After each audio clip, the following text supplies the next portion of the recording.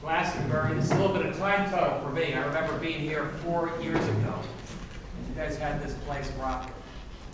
Dan was here, Luther was here, Nick was here, a lot of friends I recognized. And first of all, I just want to, thank you. Because 4 years ago, there's an awful lot of folks here that stood up. We took on the political establishment, we took on Republicans and Democrats.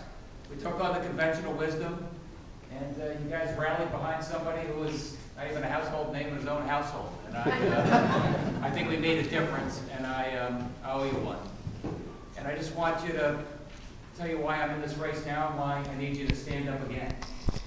I need you to stand up because not simply that Connecticut's in a world of hurt, and the governor said we're going to leave the next governor a $3.2 billion deficit.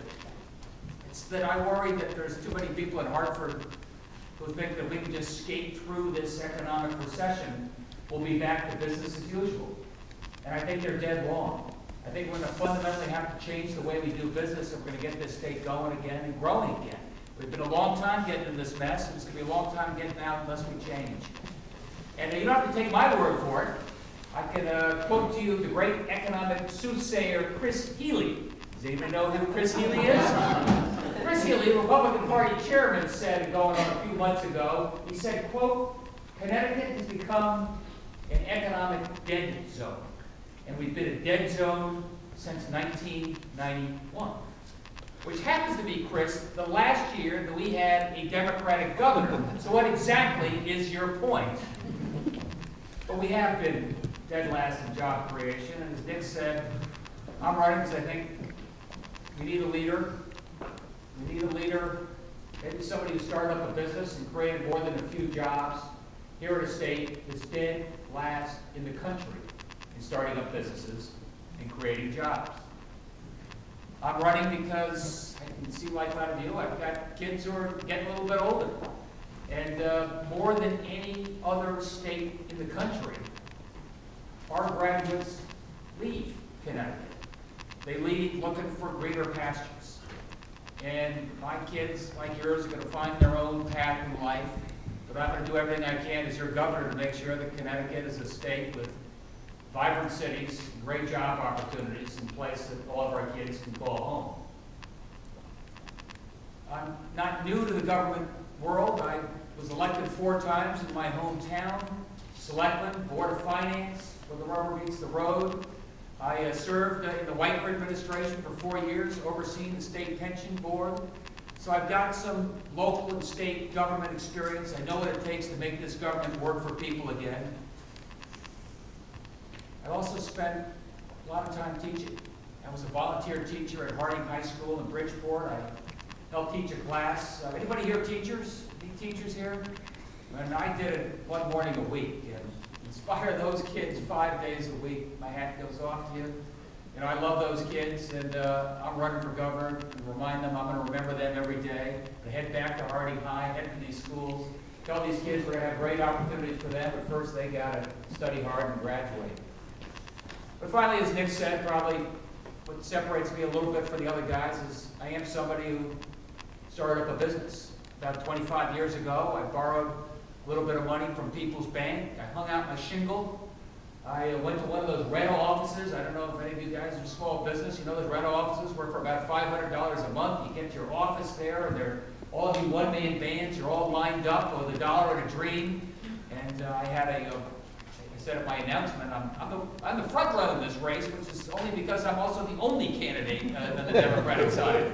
Everybody else is still exploring. But I got into this race about a week ago, and I told the story about my assistant at this office. Her name was Olivia, and she gave us all this big company feel. She answered the phone, and somebody said, I'd like to talk to the director of purchasing from Lamont Cable. And she goes, mischievous look. Oh, I'm sorry, the director of purchasing, she's busy right now. Oh, look, I think I may be able to get you a conversation with the assistant director of purchasing. His name is Ned. And I was the assistant director of purchasing, and I was chief cook, and I was bottle washer.